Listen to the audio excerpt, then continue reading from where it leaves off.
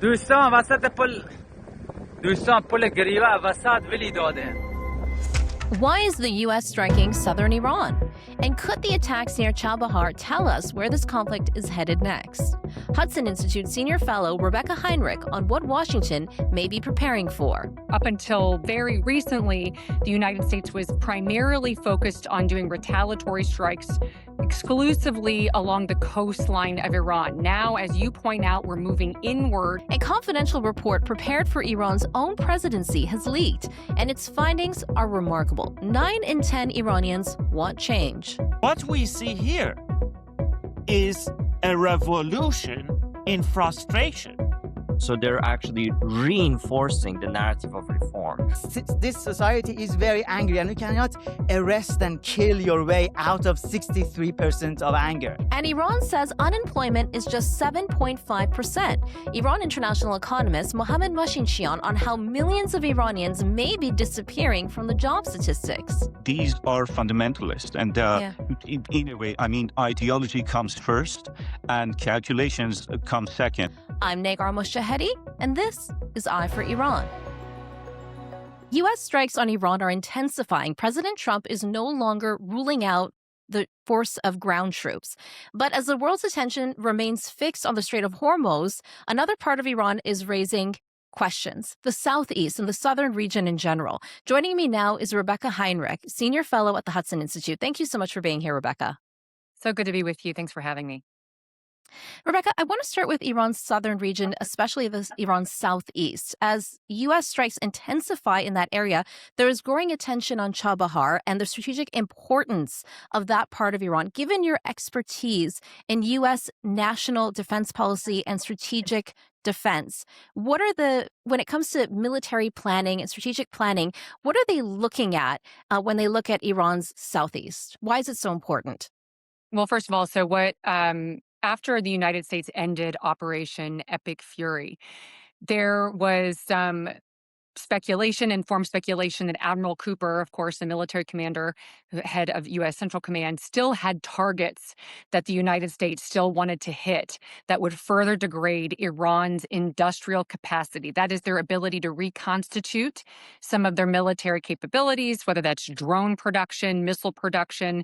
And so for up until very recently, the United States was primarily focused on doing retaliatory strikes exclusively along the coastline of Iran. Now, as you point out, we're moving inward and hitting targets. We don't know specifically yet. At this point, they have not been revealed publicly what it is that the United States is after, but I suspect that the United States has had these targets on their list for some time. President Trump has gone back to Admiral Cooper and said, what else do we need to hit? And this is what he is saying. And I suspect it's the ability for the Iranians to, again, continue the fight by reconstituting their military capabilities that are used primarily for maritime purposes in the Strait of Hormuz. And there's been some speculation in terms of the southeast that it could matter in terms of future ground phase in terms of the conflict, like the next step potentially. And of course, I want to be clear, there is no publicly confirmed evidence of an imminent ground invasion at all. But militarily, does that theory make any sense to you? So I think that if President Trump were to go with any contingency that would constitute or entail some element of U.S. ground forces, it would almost certainly be because the United States wants to remove any nuclear material that is still inside Iran.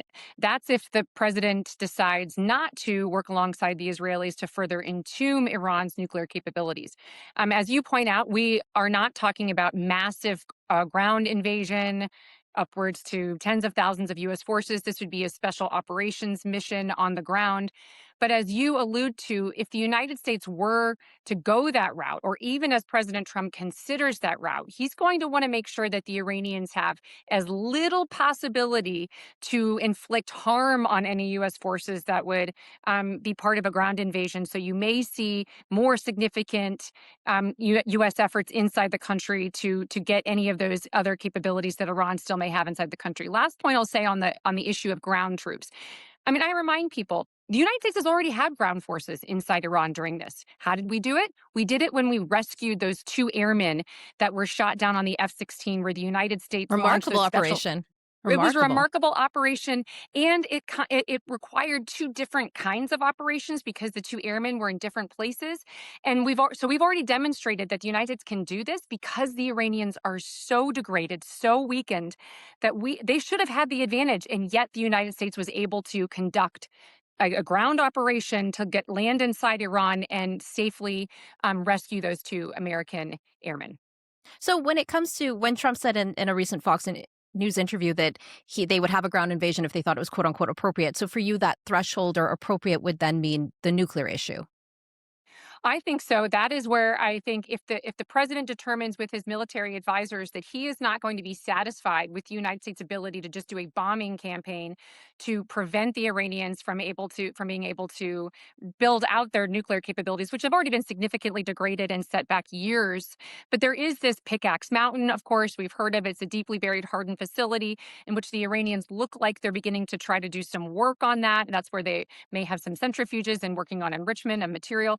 So if the United States decides, and we have so far not hit those areas, I think because the president wants to keep his options open for a potential operation in which the United States, again, I think it would be with the Israelis because they're the ones that know where everything is and would know how to do something like this with their special forces alongside us.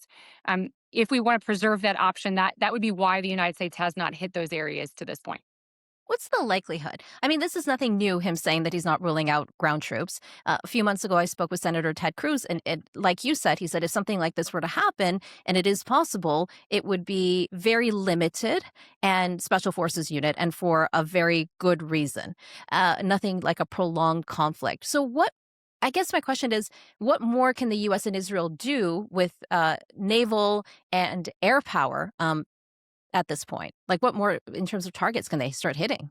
Well, again, there's still actually quite a bit. I hear people saying, "Look, you can only bomb so much stuff," but actually, you can bomb whatever is there, and the Iranians still have quite a bit there, in terms of their launchers, their radar. We've essentially gotten rid of so much of their air defenses, but in the last several weeks, of course, the Iranians are going to get busy doing that. We don't know in public sort of resources what other actors are doing to assist the Iranians, but we can infer from previous activity that the Chinese obviously have an interest in helping the Iranians. The Russians have traditionally helped the Iranians, but the Russians are being pinned down by the Ukrainians right now, and they're suffering some pretty serious battlefield defeats, and so they're busy. But you can imagine that the Iranians have had some help. So they have been busy trying to rebuild some things, and so again, Admiral Cooper is going to have a target list to further degrade their military capabilities. There's still a lot more we can do from the air, but if we're going to be removing material, I do think that that is almost certainly going to require some ground forces. And when it comes to more bombing, President Trump has said if we don't come to a deal by next week, that he's going to go for power plants and bridges. What do you make of that? So this is where I'd be very careful. The reason that President Trump hasn't done this so far, of course, is because he's hitting only those things that are exclusively military targets. The United States understands that the Iranian people we are on their side. We want the Iranian people to have freedom and security. We want them to take their country back from themselves and for their own destiny. And so the United States does not want to inflict any additional harm on the Iranian people. The greatest source of harm and suffering against the Iranian people is the IRGC rump regime controlled by the clerics. And so President Trump has been loath to do anything that would cause any additional harm to the Iranian people. However, there are some targets that the United States could legitimately hit if they may create some harm, of course, to the civilian population, but they also primarily enable and facilitate the IRGC to repress their people and to continue their war effort. And so those bridges or those energy infrastructure would only be what we call those dual purpose targets that are still primarily used to facilitate the IRGC. But again, the United States is loath to do something like that because we do not want to create any additional harm to the Iranian people. But again, if this prolongs the war effort, if these targets prolong the war effort and facilitate the Iranians, then they are legitimate targets, and the United States could decide to go after them as well. Actually, there was a presidential memo that was leaked, a survey that was done inside of Iran, and 9 out of 10 Iranians want change. And this is an official Islamic Republic survey. 9 out of 10. I mean, of course they do. I mean, the Iranian people, it hasn't been that long in memory. I mean, young people, of course, have heard from their parents and their grandparents of what the the IRGC has done to their country, what the Islamic Revolution has done to their country, and they want to be able to take their country back. They understand that every time the Iran regime is given sanctions relief or has an opportunity to make more money, they do not pour that into the well-being and the good of the Iranian people. They use it to repress their people. They use it to kill their people. They use it for more weapons, to launch terrorist attacks throughout the region, and to rebuild their weapons of terrorism. And so the United States of America understands that we are on the side of the Iranian people, and our shared enemy is the Iran regime. So what is the military objective right now? And is the military objective the same as a political objective? I mean, we keep hearing about the Strait of Hormuz. Now the Iranian regime is threatening through the Houthis to potentially close Bab al-Mandab. Is it about that, or is it about the nuclear issue? Is it about regime change? What is it? Well, so I think that the first part, Epic Fury, those military objectives were the following. And military objectives always have to be married to an outcome, a political objective. And those military objectives were to degrade the Iranian military capabilities so that they would not be able to project power outside their borders and terrorize the region through their terrorist proxies. That has mostly been accomplished in those first waves of attacks. And with the Israelis, the United States was also able to take out multiple layers of the most effective military and political leadership and nuclear scientists, which also further weakened the regime. So even though our primary objective was not to replace the Iranian regime, it was to significantly weaken, and of course we'd hope to compel that there would be a change in the regime's behavior. However, that first phase, that military phase, combined with the economic phase, has weakened the regime so much that the United States has set the conditions for the Iranian people to carry out regime change. Whether that's in 1 year or 2 years or 10, those conditions have been set. So that was not a primary objective. It certainly would be a secondary objective. We're certainly rooting for that. The last thing I'll say, we've moved into another phase of this, which is the battle over the Strait of Hormuz. And that, I think, is the phase that we're in now, which is almost a separate conflict from Epic Fury. And what about Bab al-Mandab? Yeah. Do you think the Iranians would actually do it? I mean, they're going to try. I tell people, you can tell a threat. You can determine the nature of a threat to your interests based on the ideology or their intent to inflict harm and their ability to carry that out. And this is not sort of a magical regime that cannot be defeated. Of course, they can be defeated. You can eliminate the IRGC and you can eliminate their military capabilities. And so the United States is working on taking out their military capabilities, their ability to, and their economic ability to continue to reconstitute their forces. But I thought it was really interesting when President Trump was asked this recently in an interview. The interviewer said, "Mr. President, would you consider taking out the IRGC like you took out ISIS, the ISIS caliphate," which people said couldn't be done either. And he said, "Baby, we know that the IRGC is a quantifiable set number of individuals, and the United States can certainly further degrade that aspect of the regime that currently is the one in power." And when it comes to the MOU, President Trump recently said that this was a test that the IRGC failed. Yeah. So I was very, very skeptical, to put it lightly, of the MOU.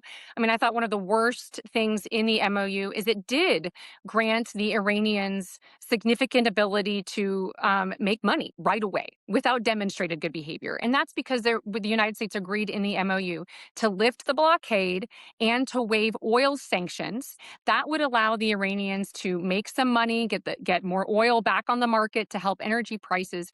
But the Iranians were supposed to respond by that with not firing into the Strait of Hormuz, not terrorizing the strait. The Iranians instead fired into 6 different countries, Gulf partners of the United States, fired at American Navy ships, and according to U.S. Central Command, killed or wounded almost a dozen civilians who were just traversing the strait. And so this was a generous test that the United States tried to give the Iranians every benefit to do this and to keep the strait open for some desperately needed resources.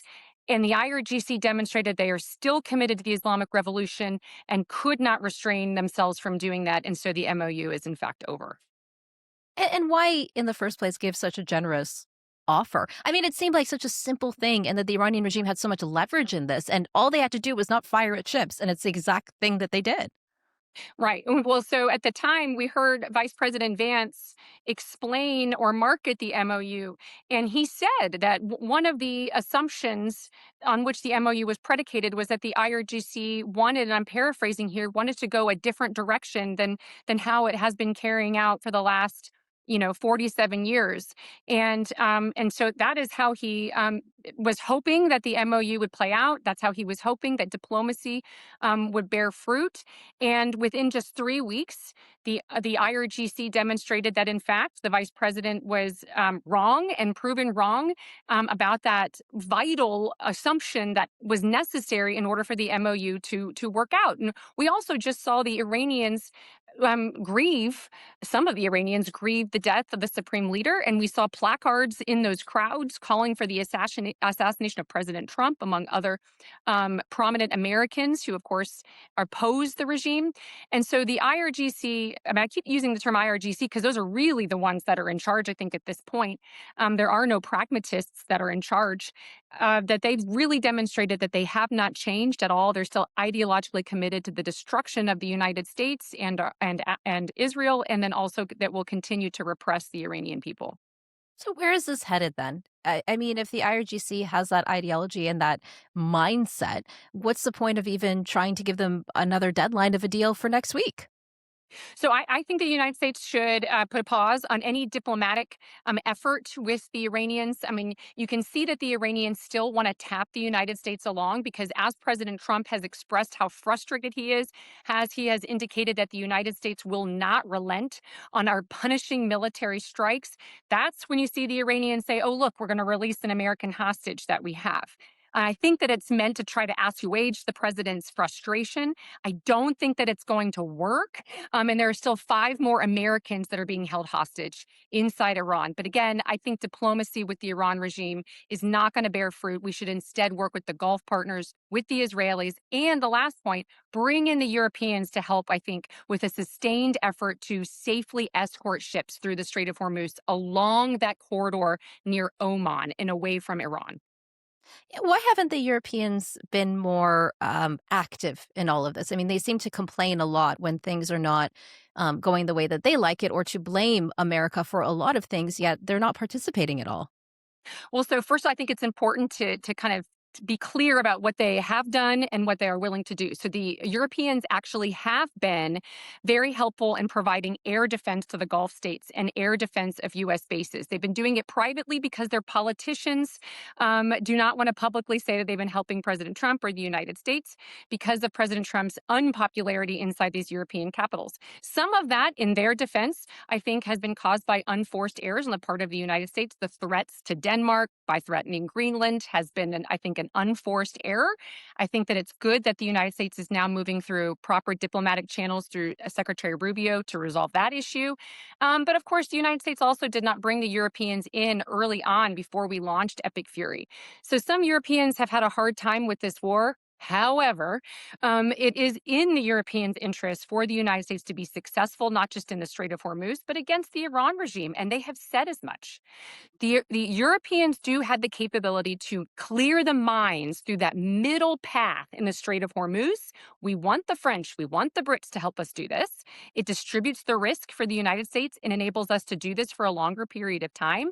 But the Europeans want the Iranians to comply with their help. That's not going to happen. So if the United States can focus our diplomatic efforts on the Europeans and trying to encourage them to do this, to me, that's much more likely and possible, would bear more fruit than expending diplomatic energy towards the Iranians. And like you mentioned earlier, CENTCOM says that the mission is all about Hormuz for the time being and to degrade Iran's military capabilities, and that's why they're hitting the south. So, but it seems that they're stretching further and further and deeper inside Iran. Does that give you any indication of where this is headed? I mean, do you see more escalation? Well, first of all, I'm not super nervous about escalation. I think that it's kind of the E word right now in and Americans will always worry about the war escalating or wars escalating, but really the country willing to escalate is the country that's willing to win. And so for the United States to be willing to demonstrate the political will and the military capabilities to actually stick this out until we get the outcome we want, I think is very good and very encouraging. Is my hope, too, that the Gulf states understand. They've been nervous in the past. If the United States and the Saudis in particular were very uncomfortable when the United States was willing to use military force in the Strait of Hormuz defensively for Project Freedom. But the United States at the time was not willing to also retaliate inside Iran, where the Iranians were launching retaliatory strikes against the Gulf states. That made the Gulf states very uncomfortable. They were essentially like, look, America, if you're going to escort ships to the Strait and the Iranians are going to respond by firing at us, you better be willing to actually escalate to help us take out these Iranian launchers deep inside Iran. And so I think now that the United States is demonstrating a willingness to do this, I think is going to be very good. But we got to bring our Gulf partners along with this, too, because we do not want countries like Saudi Arabia denying the United States access to bases or denying us overflight, which there were reported rumors that the Saudis had actually done that at one time. And when you use the E word, the escalate, what does that entail in terms of next steps here? Well, I mean, it could just mean choosing more targets. So you just kind of go back to where we were. So clearly President Trump wanted to end the major military operations in which the United States was giving the green light to Admiral Cooper to come up with more strikes against Iran. And when the United States increases the number of bombing campaigns against Iran, even though the Iranians do not have a great capability to fire back at the United States, it still increases the risk to our war fighters. I mean, the more airplanes you have flying, the greater risk you have in potential, in accidents or any other kind of potential disaster that could harm our airmen. And so the president doesn't want to do that. He's always been very, very sensitive to the possibility of American casualties.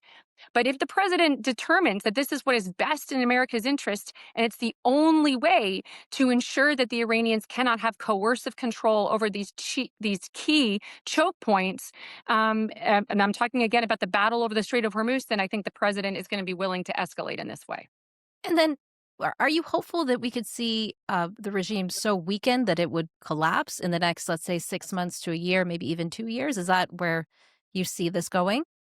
So I would like the regime to be replaced with one that protects and defends the Iranian people and wants peace and stability in the Middle East as soon as possible.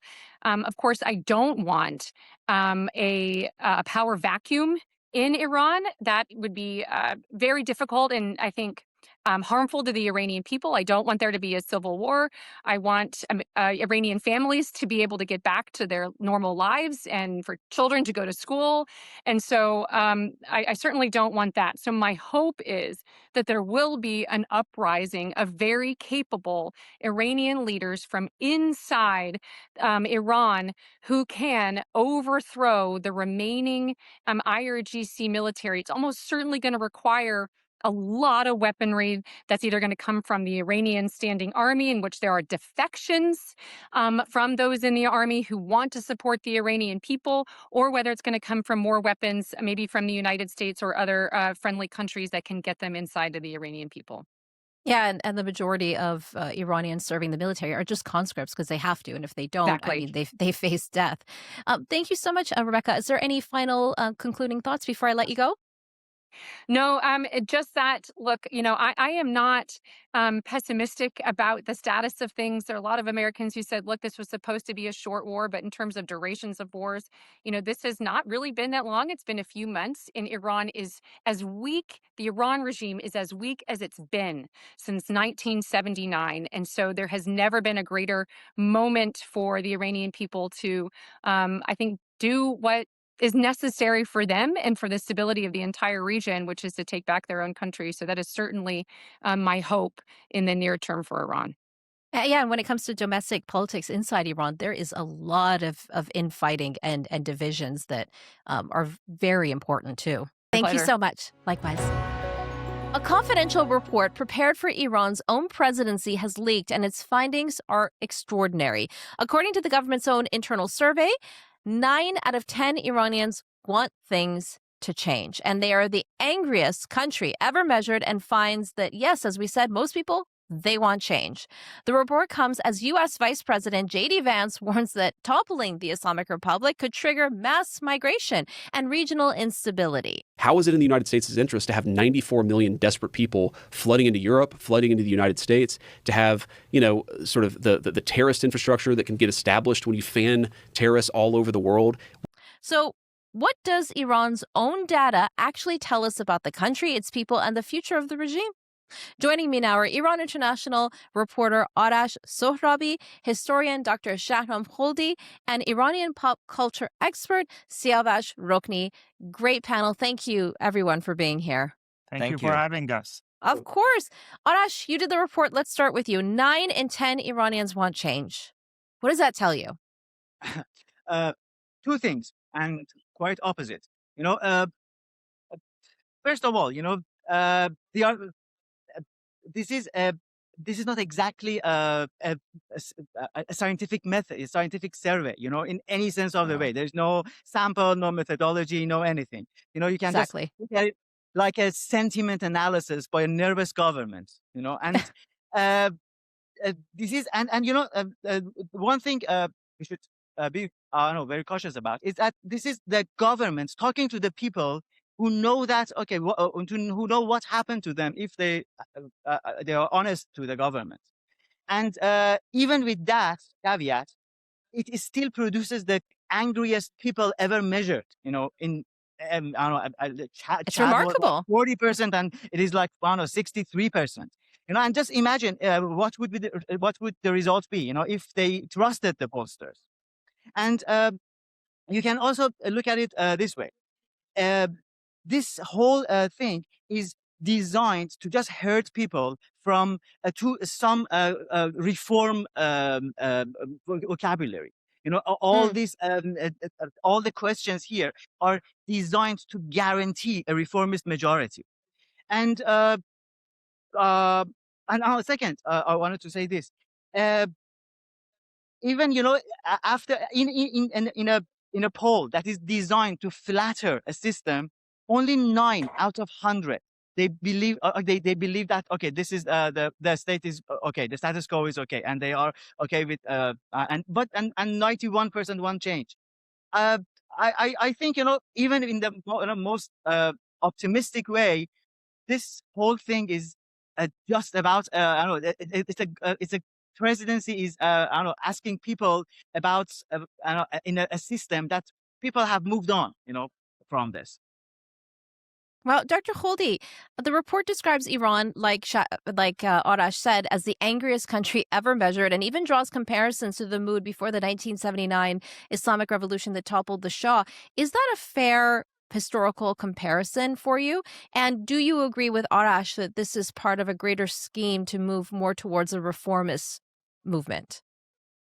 Well, I think the problem with any pattern of comparison is a manner by which concepts are coded and then placed in it, and then the basically, as a master's in political science and PhD in Middle Eastern studies, I can tell you that the manner by which the people who have conducted this poll are hiding everything about the social strata that they have approached, the distribution of basically the age range across the spectrum, gender parity or disparity, or what have you. All of these speak volumes about the fact that they have the results are actually worse than what they even wanted to have it in an internal survey.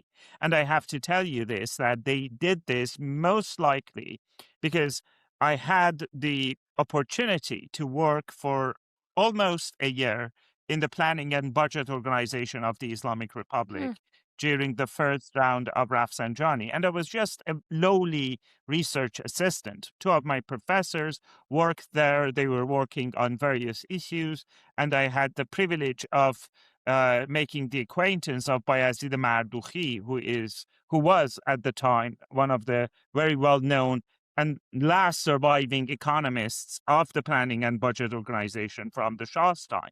What I can bring to the table here is that in 1976, there were several similar, in a sense, surveys conducted by Markaz Ulum Ijtimai Danishgah Tehran, the Center for Social Sciences Research of Tehran University, that, if I'm not mistaken, Ehsan Naraqi was the director of that center at the time.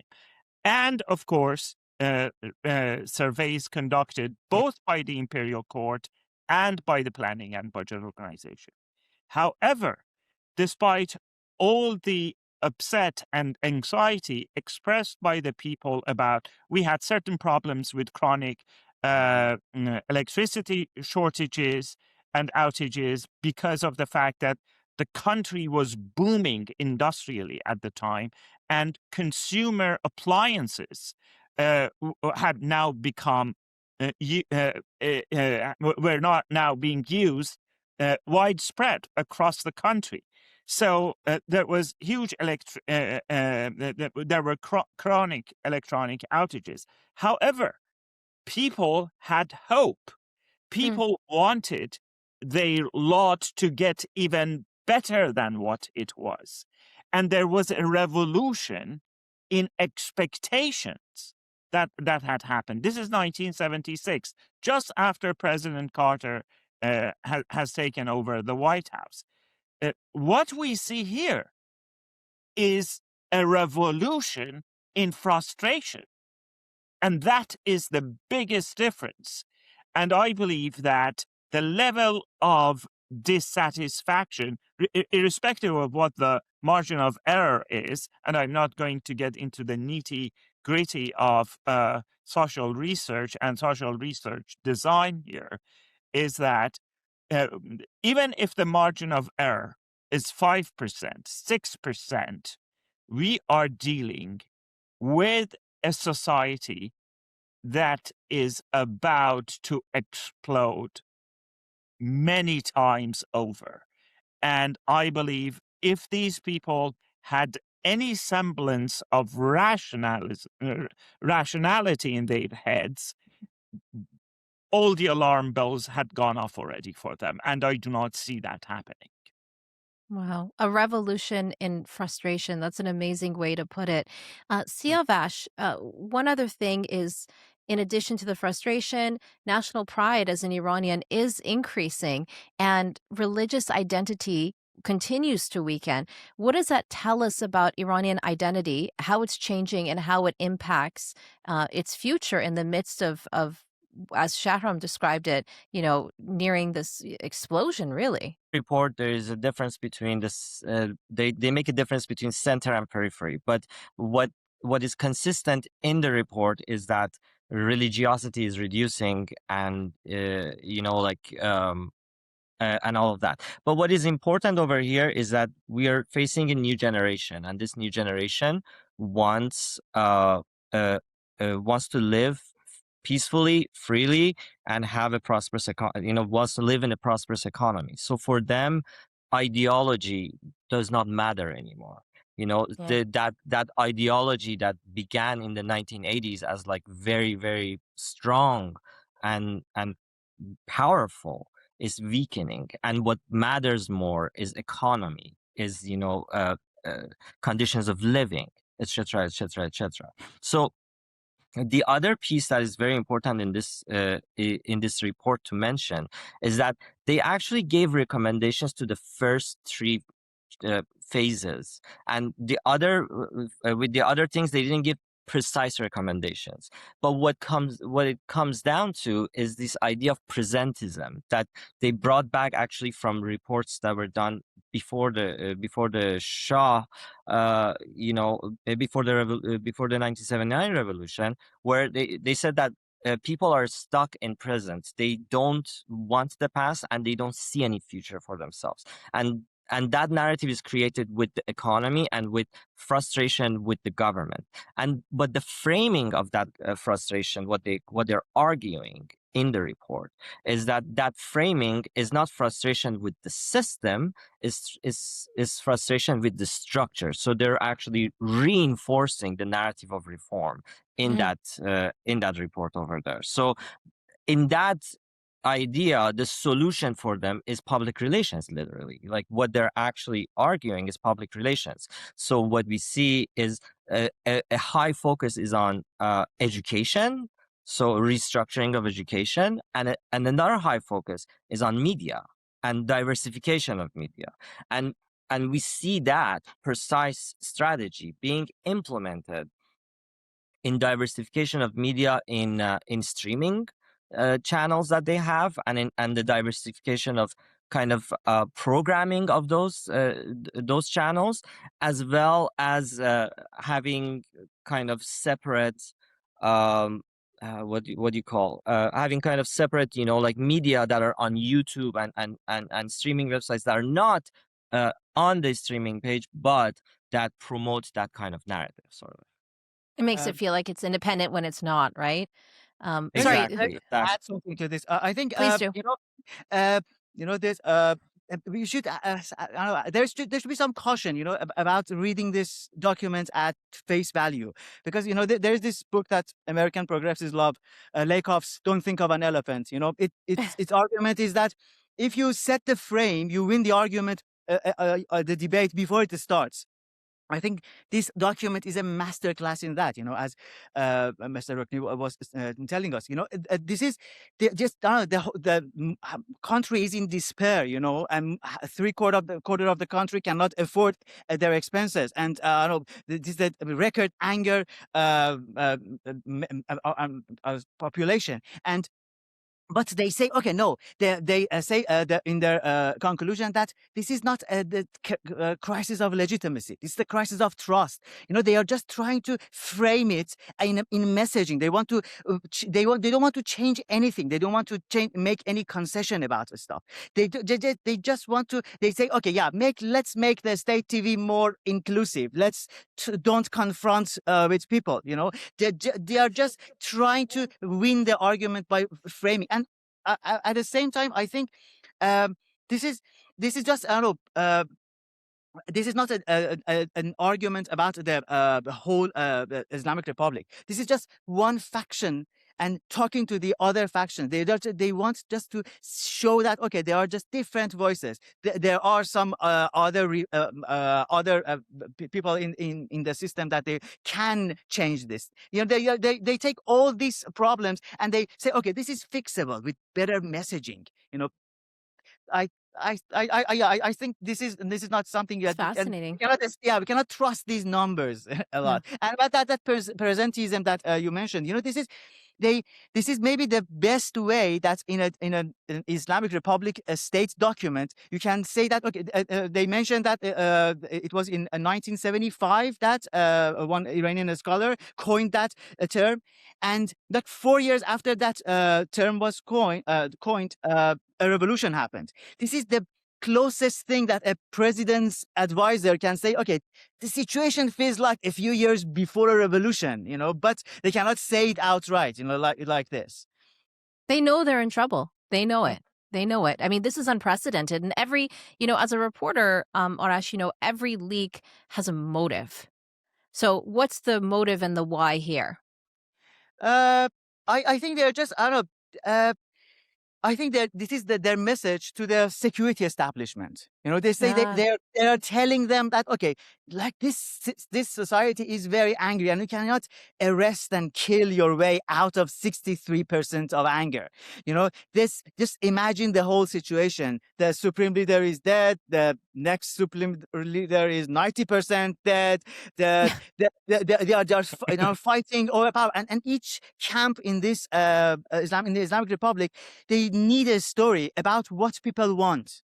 And they want to just and look at, for example, how they frame the questions about the future of Iran. From 4 options, 2 of them are reform inside the Islamic Republic, and they just want to move people. And one of their sentences is that the officials should try to work to move people from the regime change column to the reform column.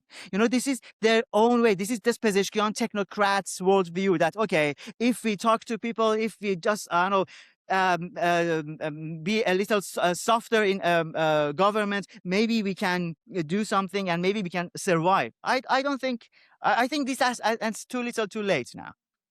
Yeah, definitely. Too little, too late. People are much smarter than that. A question I have for all of you is I wanted to bring J.D. Vance. So this week, he suggested that the collapse of the Islamic Republic could send Iranians fleeing, and there would be instability. They would join terrorist cell networks, which, I mean, it's very strange because here, as Iranians were saying, we don't want an Islamic Republic, and yet he's alluding to the fact that they would join Islamic, I guess, parties of terrorist networks. But anyways, yet this report, fact or not fact, does suggest a big problem inside of Iran, that the regime has a legitimacy problem, that the regime itself, in terms of, is collapsing in legitimacy. First, what do you guys make of J.D. Vance's comments? And is Washington... Does Vance, in a sense, represent Washington's stance? Are they misreading the people of Iran? Dr. Holdi, I'll start with you, and then Siavash and Arash will end with you. Can I just add something to Please what do. Arash and Siavash said? Please do, yeah. The thing is that, first of all, these people are very selective about whatever polling that was done before the revolution. Because all of those polls before the revolution point to the fact that many of these workers, and we had a revolution, exactly what happened in France and in Britain just at the turn of the 20th century, that people from rural areas came to major industrial centers and there was not enough infrastructure to support them. And people had to live in very bad conditions. There was not enough free and public school for them, enough healthcare for them. So, and that is why everybody is afraid of a red communist revolution in the early 1900s in those places. One of the worst things that my colleagues in Iranian studies have done is that they never compared the kind of industrial revolution that was ushered in by the Shah's government and how it paralleled itself to what had happened almost 100 years prior in Europe. Now, these people were complaining as to why I cannot have a color TV. Why I cannot have, why I cannot go to the Caspian Sea coast every summer, why I should work so much, and things like that. We are talking about people who are relatively, who are below subsistence. Almost 55% of the country can barely afford a full meal a day for one household. It's horrible. We are So not sad. talking about that in 1975. No. And what would Zolqadr and Vahidi would take from this poll, in my opinion, is completely the opposite. They would say the Shah, with the coming of President Carter, decided that, okay, we have to open the political space. People should be able to comment. There should be free speech and whatnot. Newspapers the press should be allowed to say whatever they want. And look what happened.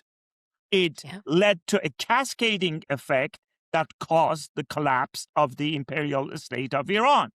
They would, in my opinion, get the completely opposite conclusion from this report, from this poll, than what the originators, what the people who have conducted this poll have intended to. They would decide that we have to double down. In fact, exactly what, like Arash said, it doesn't matter that we would have to kill 63% of the people. I mean, not kill, but to basically crack down massively on 63% of the people in order to stay in power. What J.D. Vance is saying, I had to give this long preface to get here. What J.D. Vance is saying he is basically mimicking what Trita Parsi, what Sohrab Ahmari, and what all of the apologists of the Islamic Republic are saying, that all will be good and nice and dandy, milk and honey, if we can basically turn these people to our side. Because if we do not do that, it would be doom and gloom. There would be Syria 10 times over. Millions of people would be coming out of the country, not mentioning that over the past, and you see, often people say that, 8 million people are out of the country over the past 47 years. No, a majority, the lion's share of this 8 million people came out of the country when Ahmadinejad insisted that he hadn't rigged the election since 2009. By some estimates, over 4 million people, the brains of Iran, left the country because of Ahmadinejad. So at least 50% of this massive exodus that has led to this 8 million diaspora was created in the aftermath of 2009 contested election. So what the fear-mongering that J.D. Vance is promoting, in my opinion, is yet another attempt, because with his book and everything else, he is trying to engineer and consolidate a new base for MAGA that would enable him to streamline his way not only through the midterm elections, but towards the 2028 presidential election. And this is his game, and he knows that Marco Rubio has been maintaining a strategic silence, because Rubio knows that this regime, the IRGC, these people, they believe that if they behave normally, they have gone insane. They do not believe that if they stop being irrational, that would have any dividend for them. So when J.D. Vance has decided to throw his lot with the types of Trita Parsi and Nayak and Sina Tusi and Azadi and others, in my opinion, this doesn't bode well overall for the strategic ambiguity that President Trump has decided to deploy. And it is my worry that this conflict will drag on.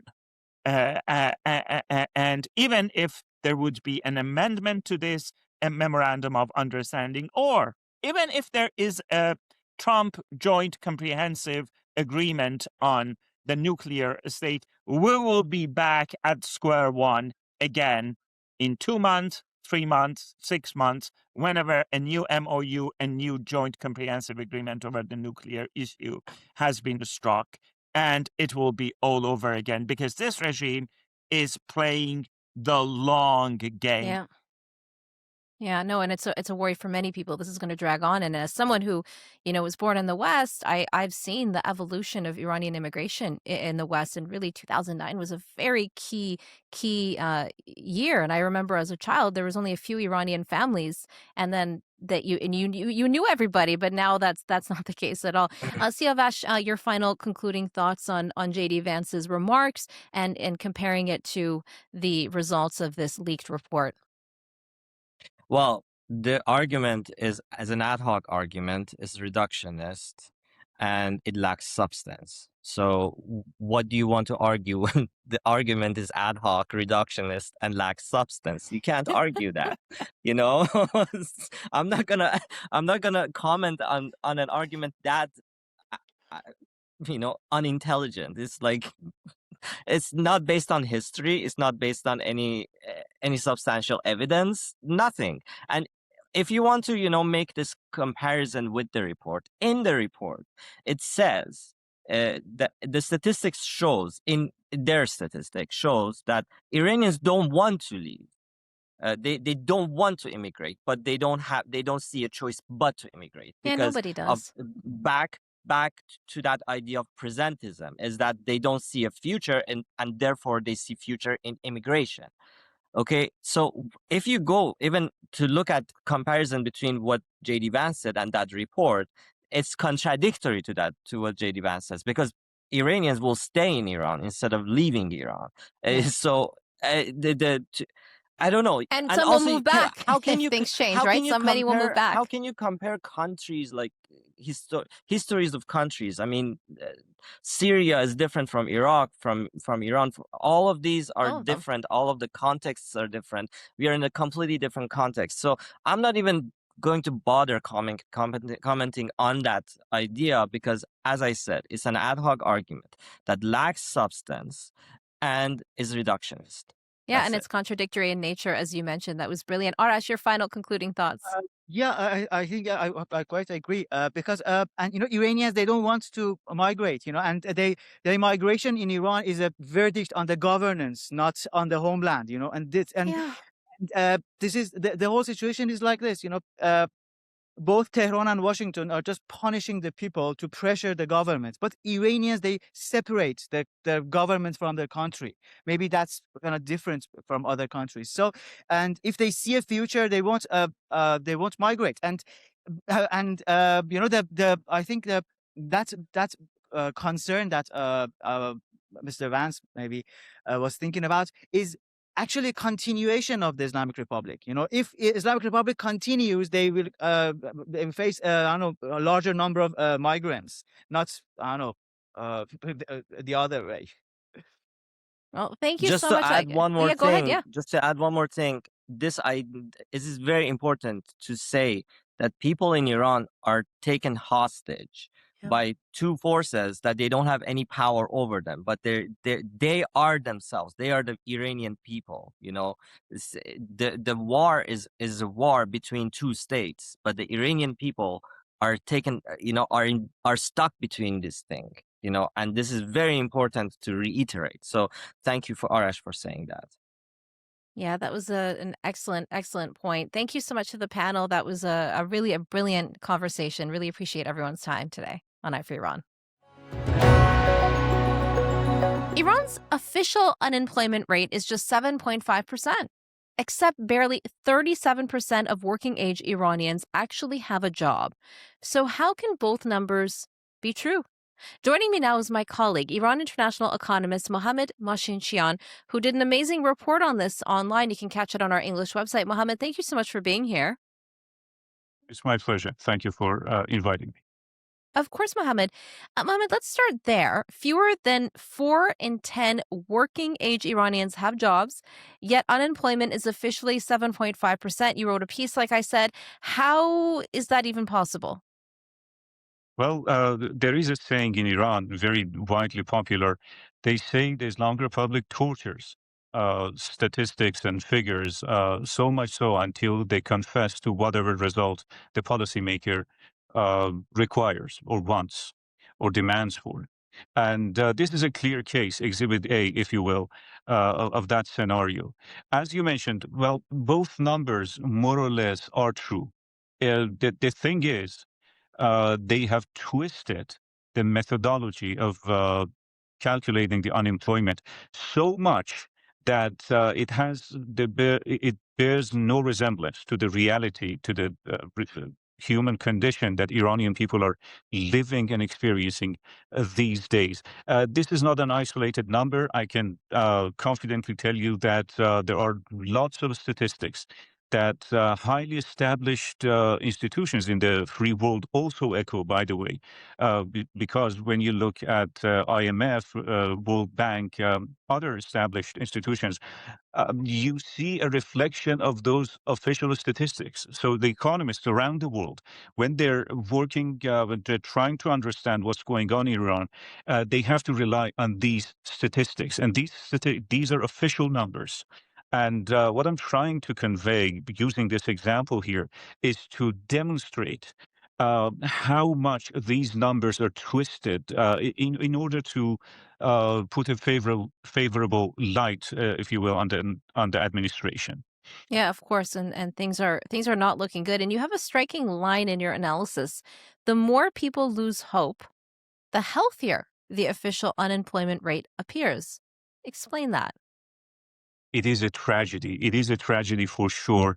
The way they have formulated the unemployment number is that they chose a specific part of the population, those who have a job or those who are officially looking for a job.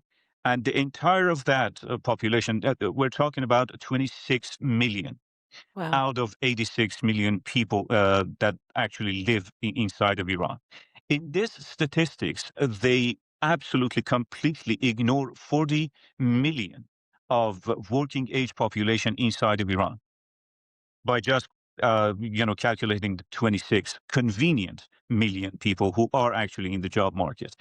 I would argue that an absolute majority, if not at least half, the most conservative thing one can say, of those 40 million people that are not calculated in the official statistics, those are in the working age, they are healthy, they are willing, they are skilled. Many of them, one third of them, have higher educations at the same time. But so they do want a job. They cannot get a job.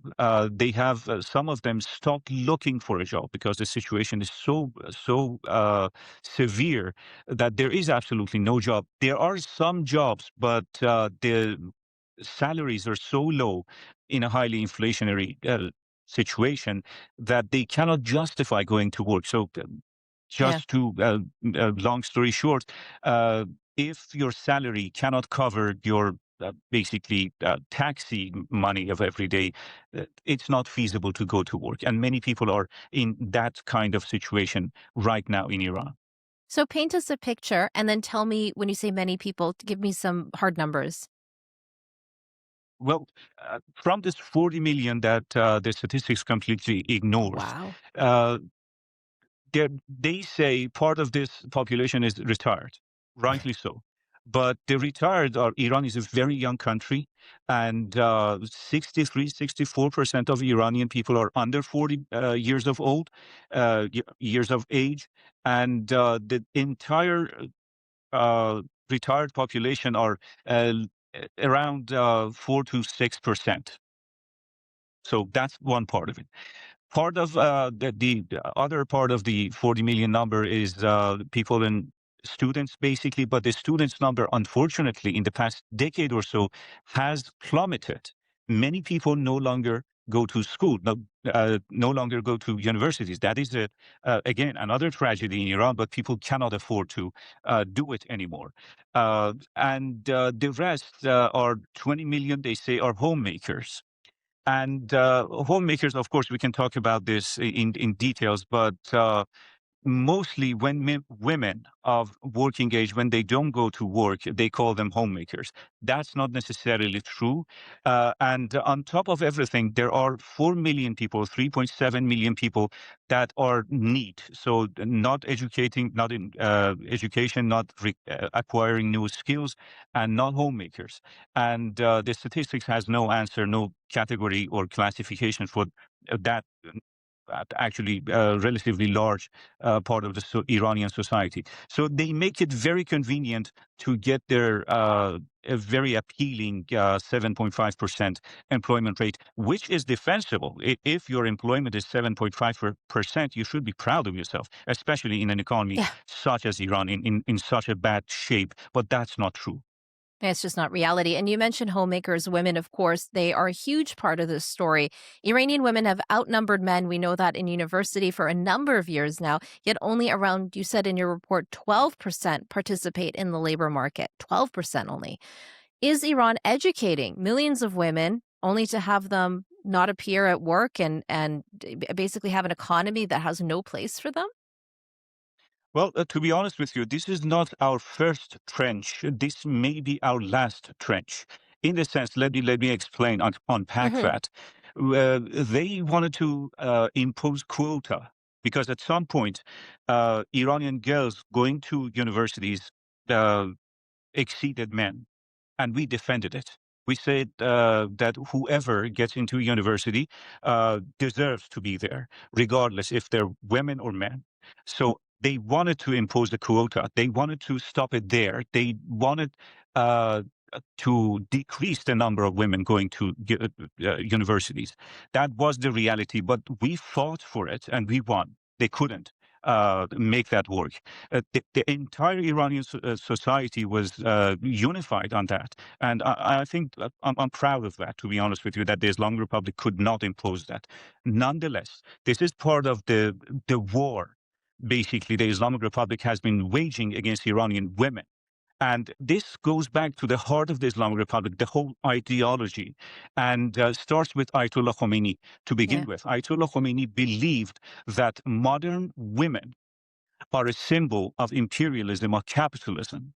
And he thought, and he talked about it, that as long as we, the Iranian society, have modern women with modern clothes and, free without hijab, as they choose to be, as long as we have them in the workplace, we cannot build an Islamic society. So that was his thesis, basically. So he thought that they should eradicate, basically, modern women from the workplace. And it started there, the hijab movement in the Islamic Republic, which was never part of the revolution, or people never voted for that. And Iranian women, of course, immediately reacted to that and tried to organize against it. They couldn't. They crushed people at that point. We're talking about the first year after the revolution. But it goes from there. What I'm trying to say is that this is not a new trend. This is maybe the crescendo of 47-year war against Iranian women. Our women, I would say proudly that we have the strongest women in the world, and they fought for it, and we try to, of course, back them up and support them in this endeavor. Nonetheless, Islamic Republic still doesn't want women in the workplace, and does everything they can to kick them out, because Iranian women are problematic for the Islamic Republic, and they do not have any way to resolve this dispute. Iranian women saying that we want to have autonomy. We are equally a human being, and we should have rights, and we should be able to be in the workplace and dress as we please. And Iranian men are, of course, defending their right for this. What I'm getting at, I submit that the Islamic Republic has done this and conveniently formulated their statistics, that the way they look at Iran, the way they basically analyze widely available statistics, is to categorize, to classify women who do not work as homemakers, basically. So there's absolutely no problem as far as the Islamic Republic is concerned. This extends, like you said, to their ideology, but on a very practical level, this is also hurting their economy, the country that they're supposed to govern. So this is hurting them too as a government. Why would you do that? Is their ideology that important to them that they're willing to suffer, economically speaking? No, that's the thing. You're absolutely right. No modern economy has been able to build, to grow, to develop without half of the workforce, namely women. And Iran is no exception. If we want to build the future of Iran, Iranian women should be a part of it. However, this is, we talked the other day, the last time I was a guest in your show, we talked about the calculations when it came to Hormuz Strait, for example. So you see this trend everywhere. They're not really prudent people. These are fundamentalists. And in a way, ideology comes first and calculations come second. And we see this. They make decisions to the detriment of the Iranian people. They don't care. The priority is the party line. The priority is the ideology. And that this is, again, Exhibit B. Maybe we provided Exhibit A earlier. Yeah, it just further shows who this, and I'm quote unquote new regime really is and what they're all about. Let's also talk about the war, because that affected the numbers here too. Iran's own deputy labor minister says more than 1 million jobs were destroyed during the war, and around 2 million people became unemployed, like 2 million additional people. If we believe in the government's own figures, and let's say that pushes unemployment roughly to 15%, where do those newly unemployed folks, where do they go in terms of the stats here? And why does it matter? again, this is part of the tragedy. And as far as figures, I don't think 2 million lost jobs are anywhere near reality on the ground. Is And it more or less? open source estimations point toward 3.5 million to four Wow. and a half Wow. million. What kind of, I sorry think to four interrupt you, what million kind is of jobs are these that the war affected? Is it like production? Like what did it, everything. everything? Wow. Everything, starting with anything that on any shape, way, or form relied on internet. They destroy Hmm. internet, Yeah. and Iran hasn't come back. On paper, you hear, you read that there is internet, but the quality, the speed is subpar. It's unworkable. It doesn't work in many regards. Many ports are closed. So this is a technical conversations, but nonetheless, Iran's internet hasn't came back fully yet, No. and it had all sorts of barriers to begin with in the first place. So any job that had that relied on internet is basically destroyed. A lot of production jobs has been because many production facilities. Don't work anymore. Many plants have been, some of them have been damaged during the war. And the hyperinflation creates a situation in which, in order to be just solvent, in order to be, I'm not even saying profitable, but to just be barely in the black, you have to be, your return should exceed 65%, 70%, something like that, in an economy in which there's 70% general inflation. So that makes a majority of producing jobs or office jobs unfeasible, basically, that they're no longer feasible in economic sense. Hmm. So they shut down. Wow. And then another thing I found striking in your report is that the survey actually counts if you just work, let's say, once a week for 1 hour, you're counted as, fully employed. Absolutely. They started doing that during Ahmadinejad. Oh, Yeah, basically, torturing figures started there. Before that, it was like they demanded certain on certain figures. We want overwhelming, for example, acceptance for certain election, and the election would come out 98%, something like that. But during Ahmadinejad, they got into details. They started torturing specific indices and numbers, figures to get the confession, whatever they wanted to show. And he found out by changing the formulation of, for example, employment in this case, you can basically defend your performance, your administration's performance, and you ban independent researchers and institutions. Uh, so your result is the only result. And yes, absolutely, they do torture as much as they want. and finally, to conclude, what do these numbers tell us in terms of what you're looking out for as an economist in the weeks and the months to come? Like, could this translate to political upheaval, internal divisions within the regime, backlash from the people of Iran who will be suffering from such high unemployment? Absolutely. That's the thing. Because if you have a look, and we do have a focus on the especially domestic media inside of Iran, if you follow the party line in the domestic media, you see that everything is fine. And the country is resisting and surviving, and the future is bright and things like that. But the reality on the ground is, according to my calculations, 1 in 3 Iranian in the working age is unemployed. So that is a reality on the ground. And by the way, that is not calculating the rest of the 40 million people. If we add those, even half of them, basically the unemployment is 1 in 2 Iranians or 2 in 3 Iranians. So that is the trend. That is where we're going toward. And by the end of this Persian year, this number may reach a record low. In that case, no Wow. matter how you news therapy, as we say in Iran, and what you say in your party line, the situation becomes intolerable for ordinary people, and people cannot live like that. So something's gotta give.